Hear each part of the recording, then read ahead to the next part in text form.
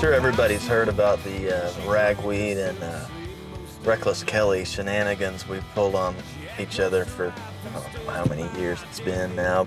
We were out on Lake Buchanan filming a fishing show, like a tournament-style fishing contest between us and Cross Canadian Ragweed. It was like a competition for biggest fish, most fish, and first fish, I think. And they won 2 out of 3. I can't remember which ones, but then they took one of their winning catches and stuck it up underneath the seat in our van, which we didn't know about until about 3 days later after it sat in the nice 105-degree Texas heat.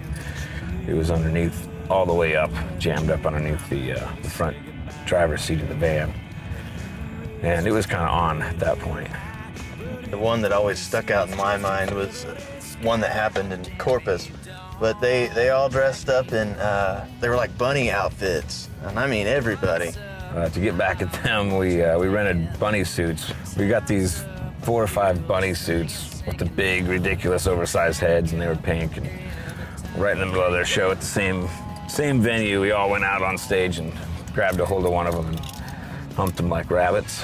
And that was a good time. We were trying to steal their mascot in the process, but they have a security guy / road manager named Bert, who's like the size of a house. He's the sweetest guy in the world, but like, don't get between him and those boys. And he grabbed a hold of this mascot, and I came off stage like I was gonna make one last try to grab it.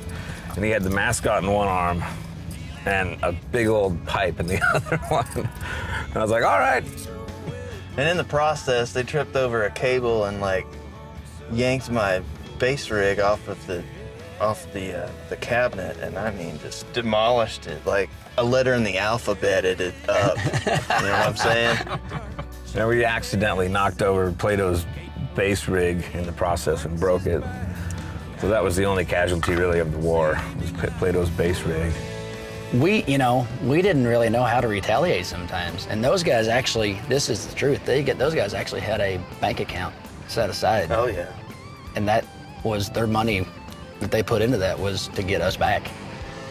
In Abilene, and they did their sound check and went to the bus, and we stole their microphones and took them on the bus and unscrewed the caps of the microphones and took out a bunch of stink bait and rubbed it on the inside of the microphones. So Cody goes up the first song, gets up to the mic, like, hey, how y'all doing?